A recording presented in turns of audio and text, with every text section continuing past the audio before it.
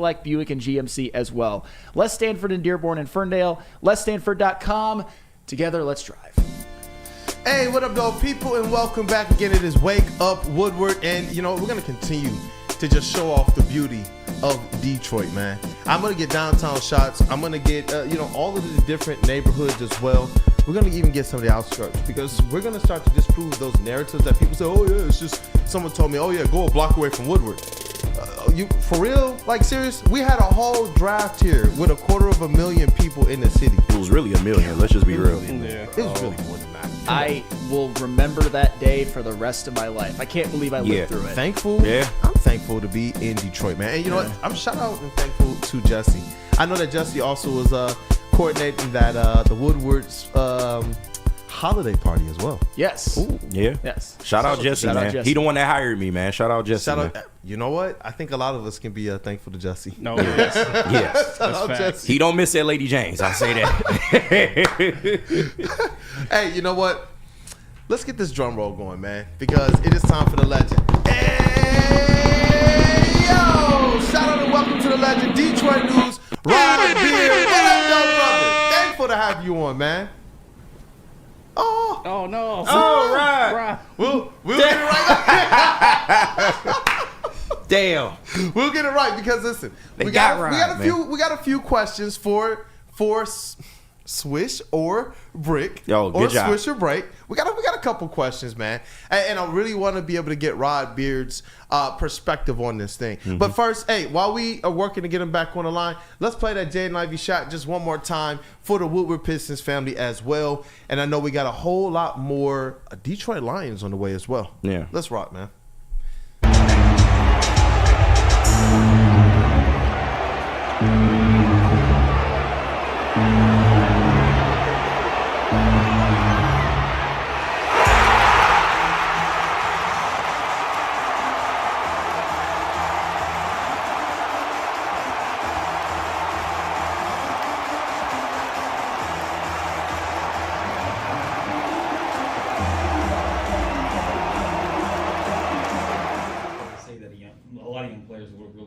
Stressed by that and would have had a hard time bouncing back. How did you?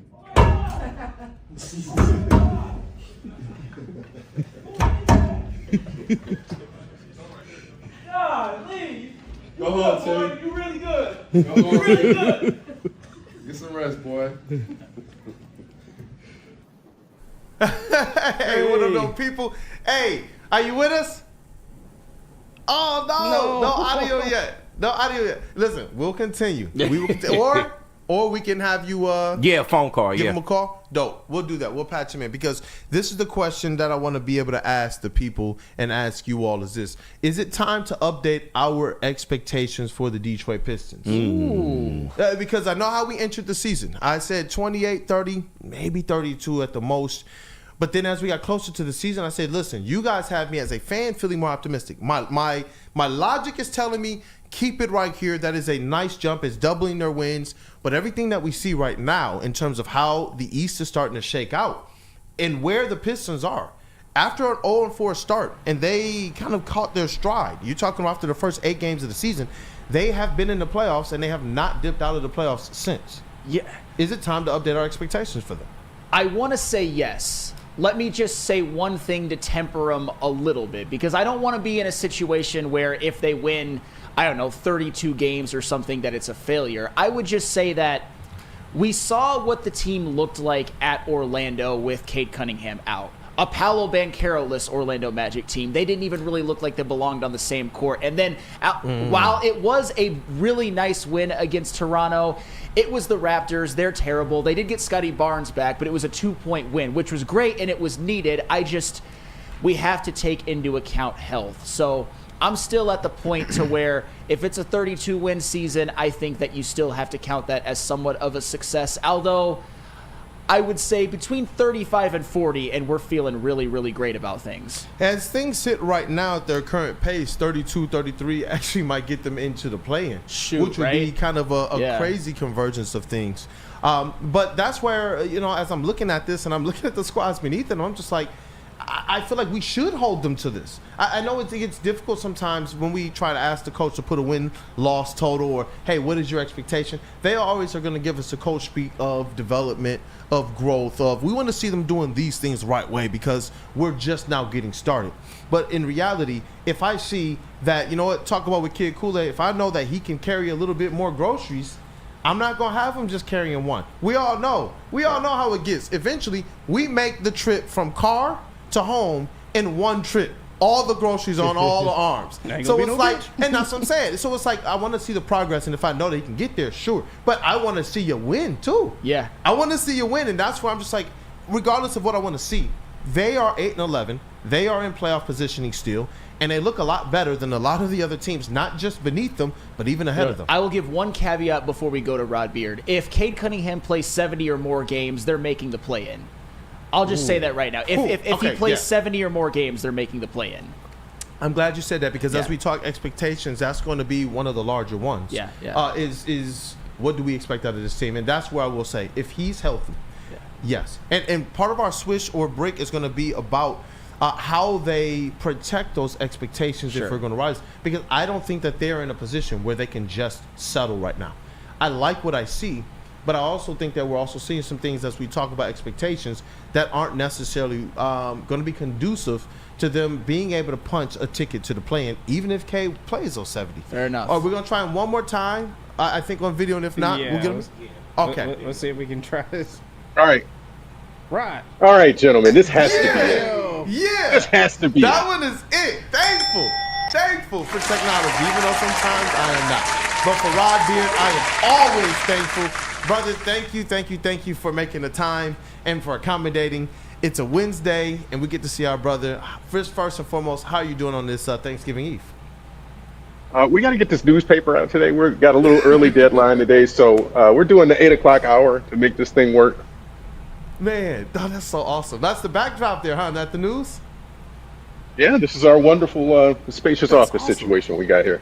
That's look, man. As a kid, I grew up just reading the Detroit news after every single every morning. I had to go and read that thing, especially at the Pistons games. So it's like seeing this now, getting the stats, seeing the columns, getting the high school sports and everything. And seeing stats and such in the paper. It's like it's dope. So to see this experience is just bringing. Hey man, back. you're in the room where it happened. Facts. The holidays are about family, and the family that plays together, well, Very thankful, especially for the role that you and others have played in that too. It's cool to see my guys around me starting to embark on that journey as well. But Rod, you know what? With the Detroit Pistons, I gotta have your thoughts on if we should be changing the Detroit Pistons expectations. You have helped me to be able to look at every season. Are there 5 teams that they are better than? That's where we start every year. Yeah. And right now, not only do they look better than 5 teams, and to me, I believe the expectations could change. They look better than 6 teams to me. Right. It's where you started. I mean, some people were in the 30s, some people said 40, whatever. If you were in the 30s to 40s range, I think you can kind of stick where you are. If you were in the high 20s where I was, you can maybe ratchet that up just a little bit because they're playing a little bit better. And they're not losing to they're losing to some of these teams that are on that same plane, the same level, but they're beating some of the teams that are a little bit above that. So they're treading water. They're doing, I mean, if you're sitting around 500 at the 20 game mark and you're sitting there about 40 games in, you can say you're in the hunt for a play-in or a playoff spot either way. Yeah, yep, definitely. And you know what? It was good to see the Detroit Pistons have that victory that they did against the Toronto Raptors. It was the Raptors. They are not the best of teams. But we saw the Detroit Pistons lose games like that last year. And Jaden Ivey was the focal point of the offense the entire game. He started well, ended the game well, obviously with that last shot, and it was awesome to see them have that victory. How big do you think it is for them, even without especially without Cade Cunningham, to see Jaden Ivey be able to step up and be that type of a player? Every single one of those moments is important. Every single one. Because, and Kay talked about this too, you're not used to losing like this. You're used to, Jaden Ivey's used to hitting shots like that in high school and college, hitting shots like that win games. And when you play so hard and you have nothing to show for it, that's tough on the psyche. So to be able to hit a shot like that, to win a game like that, to keep them somewhere around 500, because the thing that can derail this season is to go on a long losing streak. and they get back into those old habits and start thinking about last year again, where you lose 3-4 in a row and here we go again. But if you can end the losing streak that way, and you can start piling up a couple wins here and there, you don't have to go on a 20-game win streak. But if you win 3 in a row, lose 2, win 3 in a row, guess what? You're above 500. Yeah, right. And I wanted to ask you this because, it's almost December now, and we have a decent sample size of Pistons basketball. What are still some things that you would like to see this team improve on going forward? I think it's just the overall chemistry and just how you go from the starting unit to that bench unit. That just doesn't always feel seamless to me, that there's some drop-off from one group to the next group. The health I want to kind of see be a little bit better too. Obviously, you can't do a lot without Cade. You can't reach all of your goals without Cade. And I want to see Tobias play a little bit better too. Man, what? We've talked about this in the past few weeks, that they're doing this despite him not playing well. If he actually got into that 20-point a game range, the sky's the limit on what this team could be. Yep. Hey, you know what? We're gonna get into our swish or break. Swish Swish or or break break? time. Hey, listen, we got Swish or three. break? Listen, we have three statements. 3 statements to protect the Pistons' expectations. And if KG has a bonus one, I will allow it. All Definitely, right. if the time permitting. All right, I'm going to see if I can cook one up. All right, let's get into this thing. KG's going to read off the statement, try and make the case. We go around the room, and then we'll get the Legends take. All right. Let's go. Statement 1 in swish or brick or swish or break, whatever your preference. Jaden Ivey needs to be the focal point of the Pistons scoring. Swish or brick? Now, that's not necessarily the focal point of the offense or how it is initiated. Yeah. Cade Cunningham, still the initiator, still get his points, still have his bag. So- but Jaden Ivey being the focal point of the score. So the first scoring option. Yep. Okay. We go with Flannel. Brick. Ooh. This is with all due respect. I love what I saw from Jaden Ivey last night. It's just that Cade Cunningham he's just a better player. Obviously, we know he's a better facilitator. He's bigger. He finishes better at the rim. I think he ultimately ends up being a better shooter. And I don't see Jaden Ivey, despite, again, what he did last night. I'm not trying to be on my hater game right now. I don't ever see him being like a 25-point-per-game guy. And I do see that from Cade. I think he could get that this year, honestly. He's at 23.5 already. Ooh. JB Smooth. I gotta watch out. I don't know. Stick might be Right, he behind. might be lurking. If I say one bad thing about Ivy, I I'm swear. just saying. But this is a brick for me, just because I need to see it consistently from Ivy, and I don't think he's that dog type of scorer that I would like to see for the Pistons. Not to say Cade is that, but he seems to be a little bit more aggressive. So this is a brick for me. Hey, Cavassier Chase. We got that dude, Justin. We'll start with Cavassier Chase. What up, though? What up, though? Here, can I get the full question again real fast? Hey, yeah, listen. Yeah. Jaden, you got it? Yep, Jaden Ivey needs to be the focal point of the Pistons scoring. So the first scoring option. So not necessarily the main facilitator, which would still be Cade Cunningham, but the main scorer, the first scoring option. Swish. I think he's the most dynamic athlete we have as far as what the NBA is looking for, as far like with guards and wings, like his slashing. It's a brick. I think Cade will always be the main facilitator on this team. KG? I'm going Swish, especially maybe not so much right now, but as the season goes along, Jaden Ivey absolutely needs to be the number one scoring option, because that's going to open up so much more for Cade Cunningham in this offense, man. For him to not have to necessarily worry about being the first direct scoring option, I think that's huge for the team if they can get that out of Jaden Ivey. And I disagree with Sam. If Jaden Ivey continues to develop, I can see him being a 20 point per game guy in this league. I can. Hey, it's on the legend. What up, though? Mr. Rod Beard. It is a brick. You can't have an offense that is reliant on one or two people. The offense and the chemistry that I just mentioned, that needs to be the number one option, because one day it might be Tobias, one day it might be Tim, one day it might be Malik. You don't know on a given day. In the interim, I will agree with KB, though, that you can ride while he's still hot, but you can't rely on him and say he is that guy, because he has so many more bad games where he hasn't shot the ball well than he has really good games. And you know what? You said something there about the team chemistry. Yeah. I wonder if it's dependent. We might have a question later on the Swisher break that could remedy that. You also said KB, so I was confused when you talking about KG or JB. There's two of them. KG. KG, my bad. Hey, appreciate you, man. Appreciate you. Let's go. The next statement in Swisher Brick. Cade Cunningham is an all-star, period. He needs to make the all-star team, Swish or Brick. Hey, listen, the numbers are there. The team is in playoff positioning. Cade Cunningham has absolutely... Last year, we saw him kind of at this kind of 9-10 range. This year, we see him as it relates to efficiency, as it relates to his scoring, as it relates to his assists and his facilitation. He's taking a leap to now where he's outranking guys like Tyrese Halliburton, who he used to rank behind in some of these same metrics and numbers. Cade Cunningham, he's just an all-star, period.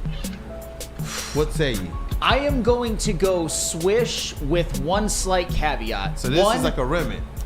Okay, fine. Around the rim and in. Because obviously I'm the biggest Cade fan that I know. He needs to get back on the court, and he needs to, I would say, improve his efficiency just a tad. He's had a couple, I mean, the last game he played, he was 9 for 26, 2 of 9 from 3. You can't continue to have those games. And another caveat, LaMelo Ball's going to get in. He's putting up big numbers. But I still think there's going to be room for both when it's all said and done. So I am going to go maybe like around the rim and in. I want to actually see them in the backcourt together. That's what I want to see. That'd be crazy. That would be nice. For the All-Star game, that would be wild. JB Smooth, what up, though? That would be very nice, but I have to agree with Flannel as well, too. This is a switch for me. It's Cade's time, man. It's enough said. He needs to be put in there. Cavassier Chase, that dude Justin. What say ye? Do you want to go first, Justin? Yeah, I'll go first. I'm gonna say yes. I think he finds a way in there. I think the Pistons being, he's not gonna get that Detroit curse. The Pistons are good enough where I don't think it's gonna affect him. I don't think I'm gonna say Brick, and this isn't like this isn't based on anything personal. I just like you guys mentioned LaMelo Ball. Yeah. Which I think Jalen Brunson's likely gonna be an all-star. I'm just looking at who else possibly could be ahead of him. Donovan Mitchell. And I don't know if the league and the national media are going to show as much love to the Pistons that they necessarily deserve with the growth they've shown. So I'm going to say just nationally, he's not going to get the recognition he deserves. I can understand that. I think that's where if you have an opportunity to change the narrative with that NBA Cup, you start off 2-0. Yep. That becomes very, very, very big because you can't leave out Cade Cunningham from the All-Star game if he's basically in the Pistons take that NBA Cup or they finish really, really well. Yeah, if we keep winning and we can win those big games, like you said in the NBA Cup, it definitely your narrative is a lot more he makes that case. KG. Hey, from half court, count that baby in a foul, man. What is we talking about? And to be honest, Cade should have been an all-star last year, but if the Pistons hadn't only had, 6 wins around that time, then maybe he would have got denied. So I do kind of agree with what Chase is saying, but Cade is different this year, man. He's turned into a triple-double machine. He's doing way more for this team, and the Pistons are in a better position from the jump. So I think he definitely is an all-star reserve at the least. Hey, the legend. What up, though? I will partially agree with KG. Yeah. And say it is a foul, but you never know what the shot looks like. And for the same reasons, because we talk about 5 teams that they've got to be better than to make the playoffs. He's got to be better than 5 other guards to make it. So, or they're probably going to be 5 or 6 guards that make the All-Star team. Yeah. Jalen Brunson's there, LaMelo's there. So, and Donovan Mitchell is there. He's got to be better than 2 other guys to make the All-Star team. And that's going to be the question. Are the voters going to say, we want LaMelo and Cade to make the All-Star team, 2 young guards? That's going to be the big question here. Ooh. Man, I like that. Let's get into this last one because you mentioned something earlier about how this offense is currently designed and that the offense depends on who's the hot hand that night. But there's some players in the league who they can be the hot hand every single night. Let's get that last question. Yes, sir. Last statement in Swish or Brick. So, say that one more time. Yeah, my bad. So, Zach LaVine, Brandon Ingram, or another star need to be on the Pistons by the trade deadline. Swish or Brick?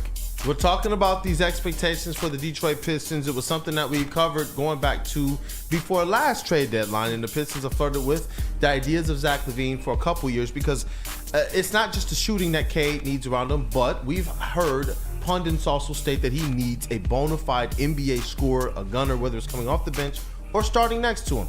And that's where names like LaVine and Ingram have been attached to the Pistons, not just on our podcast, but also amongst other narratives and rumors as well. So I'll start with you, Flannel Sam. Swish. Woo! At least for what they need. And I'll tell you what.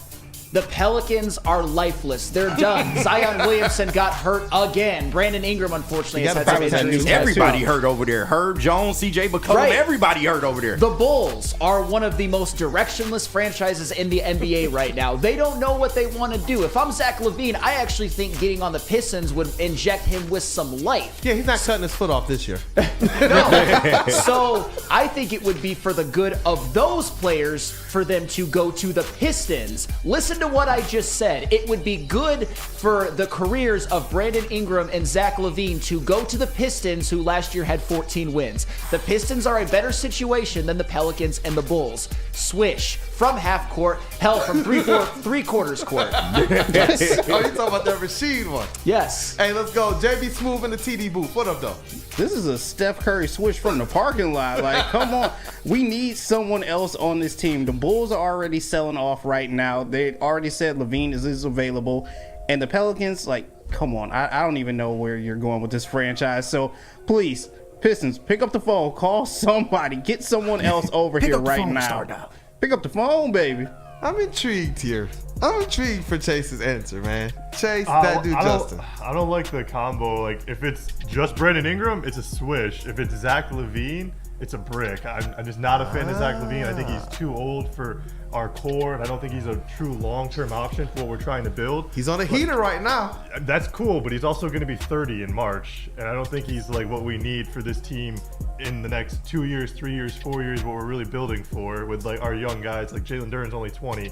We want a 20-year-old and a 30-year-old. What's the matter with Tobias having some friends on the team, man? Right. They need veterans. Make no mistake, this Pistons team needs veterans, though. They need the right veterans, but okay. So if anyone around that like 27, 26, but anything older than that, you're kind of like encroaching on like too old for like what we're building. That dude Justin, I'm intrigued. I'm gonna go with the swish because this team needs another star, and no matter Zach LaVine's age, he is only under contract through 2026.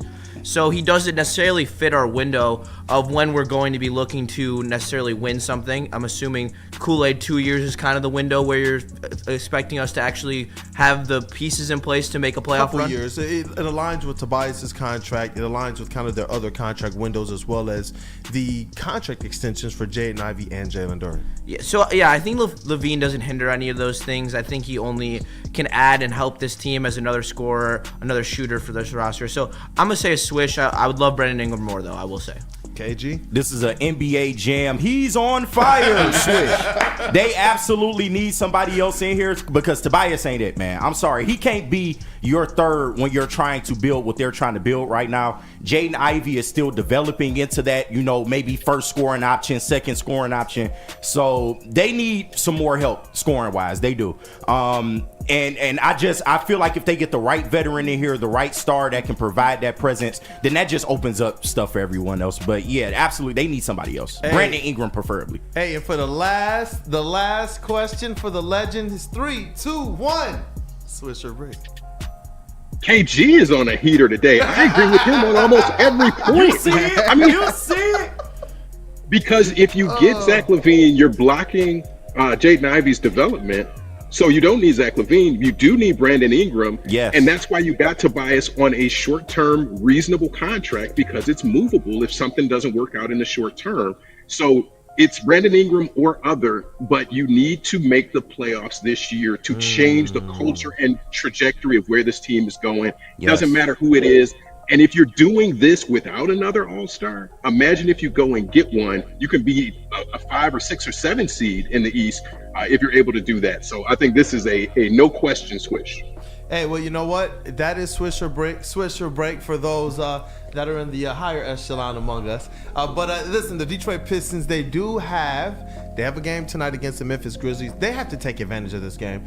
I know Triple J is in it. That's one of those players that I wish, Jaren Jackson Jr., that we could get in a Pistons jersey. I've been saying that for some years. Get that man in a jersey somehow. Bring him home. But, there's no John Morant. He's supposed to come back in a couple days. Get the dub. Get the dub, Detroit Pistons, and continue this ascent for them right now. To be in the play-in at this point, 24% of the way through the season. It's interesting. The teams behind them as we wrap up: Atlanta, Charlotte, Toronto, Philly, and Washington. The teams just ahead of them. And that's what the Swisher Break was. The Swisher Break was themed around today. How do we keep this team along these expectations and maybe even more? Thank you again to the legend Rod Beard. Hey, you know what? We got him for one more segment. No. I think he might have to run. No. Yep. But we are jumping into our Detroit Lions coverage. KG is my surrogate today. We agree on everything today, so whatever he says, that's what I would say. Everything I would say. Rod. Don't worry about it. I got you. Rod, thank you so much for your time. I know you got to get to that meeting. Thank you for all that you've done for really all of us just on this show, keeping your time slot. As we used to do the podcast during this time slot, just Woodward Pistons. Now we have Rod Beard, his personality, his thoughts on all Detroit sports on the network, because he affords us this time and this opportunity. So thank you so much, Rod. Thank you from the crew. I don't know if you guys want to say anything, but I don't want to take your opportunity away to say something to Rod, but I wanted to make sure you knew that Woo Crew is thankful for you, brother. Happy Thanksgiving. Happy Thanksgiving. Thank you, Rod. Thank you, Rod. You're a goat. Thank you, guys. Hey, you know what? And now we got to break down Lions and Bears, what everybody has been waiting for. Look at Kay Cunningham. He's just a chill guy. Kay Cunningham. Just chill guy. He kept going over to the scoring table during the Raptors game, and he just kept jawing at people sometimes. And I'm just like, I like this. My man wants to hoop. I loved it. That's what he was doing. Look at his face. He was pissed. That was during one of those plays where it was like blatant that something went against the Pistons, and they both jumped up off the bench and walked over. And you got the referees telling them, don't cross that line. And they looking down at the line, and they just stand back. And it's like, I like this fire right now because they got something to play for. So shout out to the Pistons, but obviously the Detroit Lions got a whole lot more to play for, man. And we got to get into it. Stick Radio. Ask Rod how right was Stick about Ivy. Oh my goodness! He's on a generational run. Generational run of coming into the chat when Ivy is named. Generational. Oh my word, man! You know what, JB? I think you got to tell us about New Holland, and then we got to break down the Detroit Lions and how they're going to BTA the FTB. It ain't gonna be that hard. See, I told you.